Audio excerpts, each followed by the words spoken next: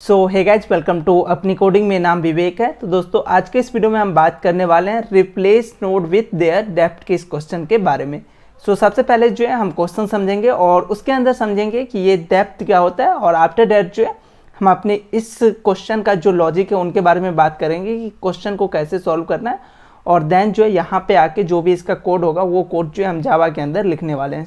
Video को start करें उनसे पहले चैनल पे पहली बार आए हैं तो चैनल को सब्सक्राइब कर बेल आइकन को जरूर प्रेस कीजिएगा। हमें क्या करना है, हमें एक बाइनरी ट्री मिलेगा जो कि इंटीजर टाइप होगा, और इसमें हमें क्या करना है, जो भी ट्री का नोड है उसके उस एक्चुअल डेप्थ से जो है रिप्लेस करना है। तो सबसे पहले जो है हमें ये समझना होगा कि डेप्थ क्या होता है, और आफ्टर डेट जो है हमारा किसी भी इनपुट के लिए, किसी भी बाइनरी ट्री के लिए हमारा आउटपुट क्या होने वाला है वो हम चेक करते हैं। तो चलते हैं अपने ब्लैक स्क्रीन पे और वहाँ पे जो है सबसे पहले इस क्वेश्चन को समझते हैं। लेट्स अज्यूम कि आपको यूजर जो है कुछ इस तरीके का जो है ट्री देता है जिसमें हमारा 2 जो है रूट नोड होगा, इसके लेफ्ट में 3 और राइट में भी 3 के जो लेफ्ट नोड है वो हमारा 6, सेम राइट नोड भी जो है 6, सो ऑन जो है हमारा 6, और इसका भी जो है राइट नोड हमारा 6 है।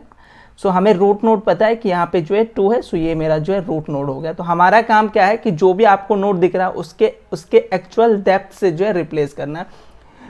अगर मैं आपको सिंपल ये बताना चाहूँ कि डेप्थ क्या होता है, तो डेप्थ जो है आप सिंपल कैलकुलेट करो कि किसी भी नोड का अगर आपको डेप्थ निकालना है तो उस नोड से लेके रूट नोड तक के बीच में कितने का पोजीशन है, कितने का गैप है, कितने स्टेप में जो है आप रूट नोड पे पहुंच रहे हैं। जैसे अगर मैं यहाँ पे बात करूँ, ये हमारा ये 3 है, इसके लिए अगर मुझे डेप्थ कैलकुलेट करना है तो 3 से हम कितने स्टेप में जो है रूट नोड पे पहुँच जाएंगे, तो वो हमारा जो है इस नोड के लिए डेप्थ हो जाएगा। अगर हमें 3 से रूट पे पहुंचना है तो हमें एक स्टेप जो है जाना होगा, तो ये जो है 1 जो है हमारे इस 3 के लिए जो है डेप्थ होगा। सेम अगर मैं इस 3 के लिए मैं बात करूं तो ये 3 से हमें अगर रूट पे 2 पे जाना है तो हमें कितने स्टेप फॉलो करने होंगे, 1 स्टेप जो है हमें फॉलो करने होंगे। तो ये जो है 1 हमारा इस रूट के लिए जो है हमारा डेप्थ हो जाएगा। तो डेप्थ का मतलब समझ गए होंगे कि किसी भी नोड का डेप्थ क्या होगा, उस नोड से लेके रूट नोड तक के बीच में कितने का गैप है, पोजीशन है, या कितना स्टेप जो है हमें लग रहा है वहाँ तक जाने में। 1 बाय 1 हम सारे नोड का जो है डेप्थ कैलकुलेट करते हैं। और अगर डेप्थ की बात करें, रूट की जो डेप्थ है, तो हमें पहले से पता है कि रूट पे हम खड़े हैं और वहीं हमें जाना है, तो 0 जो है हमारा डेप्थ होगा। तो एक चीज़ जो है हमें पहले से पता होता है कि रूट का जो है डेप्थ हमेशा 0 होगा। उसके बाद कोई भी नोड का बात करेंगे तो वो हमारा इंक्रीमेंट होते जाएगा। हमने 2 का देख लिया 0, 3 का देखा 1, इस 3 का 1। अब हम इस 6 का बात करते हैं, तो 6 से जो है हमें सबसे पहले 3 पे जाना है तो 1 स्टेप, और 3 के बाद जो हमें 2 पे जाना है 2 स्टेप। तो जो है ये हमारा 6 का जो डेप्थ है वो हमारा 2 होगा। सेम उसी तरीके से इस 6 के लिए अगर आप कैलकुलेट करोगे तो इसका भी जो है डेप्थ आपको 2 आएगा। 6 से हमने 3 पे गए और देन जो है 3 के बाद हम 2 पे जा रहे हैं, तो टोटल हम 2 स्टेप जो है फॉलो कर रहे हैं, 2 स्टेप जा रहे हैं। तो that's why our depth is 2। On जो है इसके लिए भी जो है हमारा डेप्थ 2 होगा, और ऑन जो है हमारा ये जो 6 है इसके लिए भी जो है डेप्थ होगा हमारा 2।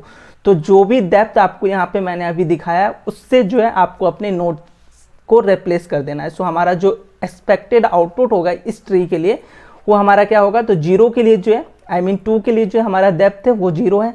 इसके लेफ्ट में हमारा ये 3 है तो इसके लिए डेप्थ क्या था 1, और राइट में भी जो है 3 है तो इसका डेप्थ तक क्या था 1।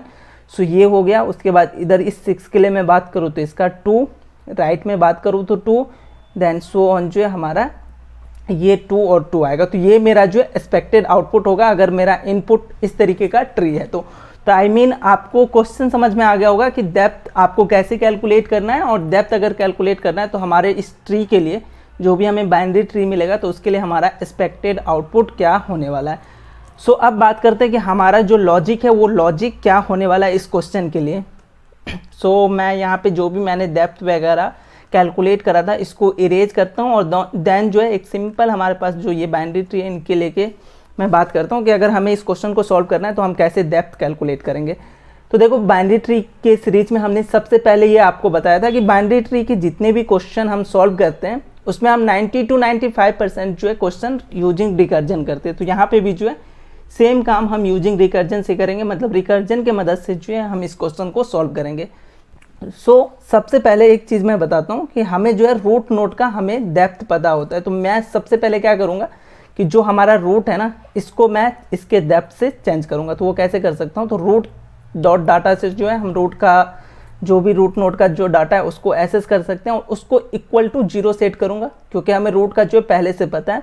उसके बाद लेफ्ट साइड में जितने भी हमें नोड है लेफ्ट सब ट्री और राइट साइड में जितने हमें नोड है वो राइट सब ट्री, कोई भी अगर आप ट्री बात करते हो लेट्स अज्यूम ये है तो इसके लेफ्ट सब ट्री होगा और राइट सब ट्री होगा।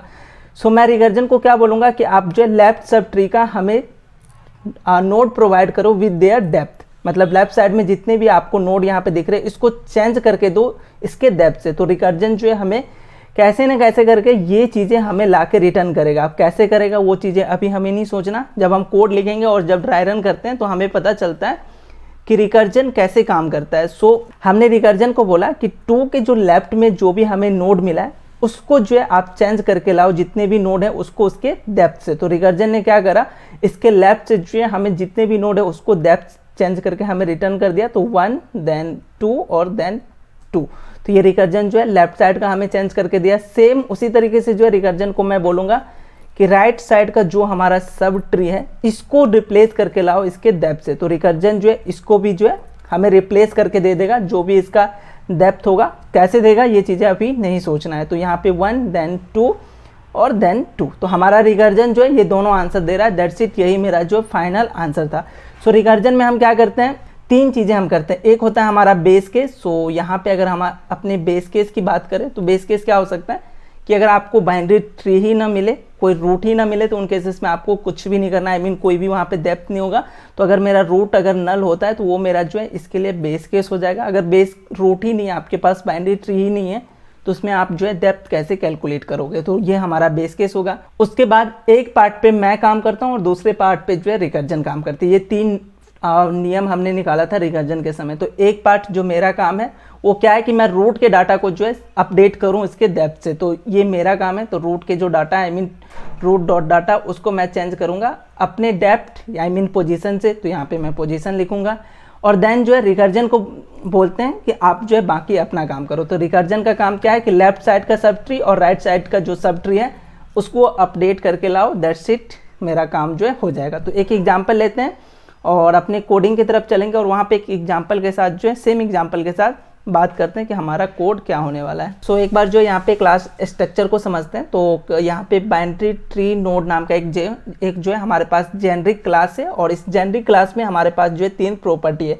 एक डाटा और एक जो है लेफ्ट नोड के लिए लेफ्ट सब ट्री के लिए हमारे पास बाइनरी ट्री है और सो ऑन जो है राइट सब ट्री के लिए हमारे पास राइट बाइनरी ट्री है। और यहाँ पे जो है पब्लिक बाइनरी ट्री नोड ये हमारा जो है कंस्ट्रक्टर है। सो ये हमारा जो है बेसिक स्ट्रक्चर है और जो हमें फंक्शन बनाना है basically change to depth tree, ये हमारा जो है फंक्शन है और इसमें हमें एक रूट मिल रहा है, आई मीन एक नोड मिल रहा है और इस रूट के मदद से जो है हम अपने पूरे बाइनरी ट्री को एक्सेस कर सकते हैं। तो एक छोटा सा जो है यहाँ पे मैं ट्री क्रिएट करना चाहूँगा। तो 2 देन 3 और देन 3।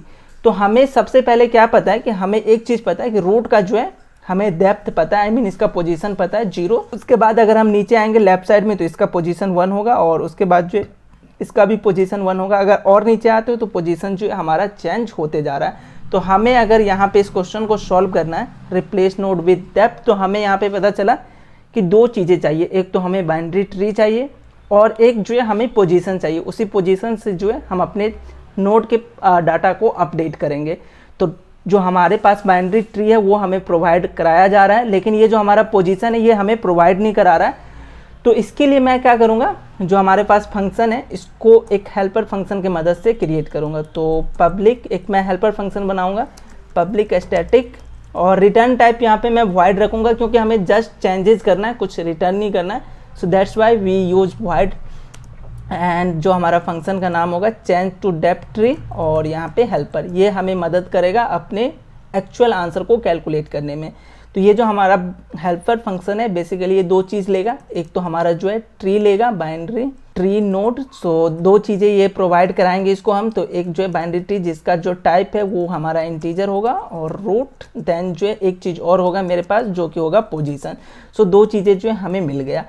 सो सबसे पहले हम बात करते हैं रिकर्जन में अगर हमें कुछ करना है तो वो होता है हमारा base case. So base case मैंने आपको पहले ही बताया था कि अगर रूट अगर हमारा नल हो तो उन केसेस में हम डेप्थ कैलकुलेट नहीं कर सकते और वहाँ से डायरेक्ट जो है हम रिटर्न करेंगे। रिटर्न ही क्यों कर रहे हैं, क्योंकि हमारा जो फंक्शन है वो वॉइड है। सो जनरली हम यहाँ पे रिटर्न करेंगे। सो हमने बेस केस को जो है हैंडल कर लिया। उसके बाद सबसे पहला काम था कि मैं सबसे पहले काम करूँ और देन जो है रिकर्जन कॉल करूँ। तो मेरा काम क्या है कि रूट का जो ये डाटा है इसको मैं पोजीशन जो 0 है इससे सेट कर दूँ। तो रूट डॉट डाटा से जो है मैं अपनी पोजीशन को सेट करूँगा। सो लाइन नंबर 26 पे अगर रूट के डाटा को अगर आपको एक्सेस करना है तो रूट और देन जो है डाटा नाम का आपके पास प्रॉपर्टी है, तो रूट डॉट डाटा, और इसको अपडेट आप किससे करोगे तो पोजीशन, और पोजीशन स्टार्टिंग में क्या होगा 0। तो जब हम इस फंक्शन को कॉल करेंगे हेल्पर फंक्शन को तो उस समय मैं पोजीशन पास करूंगा वहाँ से। तो यहाँ पे डायरेक्ट जो है मैं पोजीशन दे रहा हूँ। और देन जो है जब मैं अपना काम कर लेता हूँ देन मैं रिकर्जन कॉल करूँगा लेफ्ट सब ट्री के लिए और राइट सब ट्री के लिए। तो लेफ्ट सब ट्री आपको अगर पास करना है तो रूट डॉट लेफ्ट से जो है लेफ्ट सब ट्री एसेस करेंगे। सो ऑन जो है अगर राइट सब ट्री को एसेस करना है तो root dot right sub tree access करेंगे।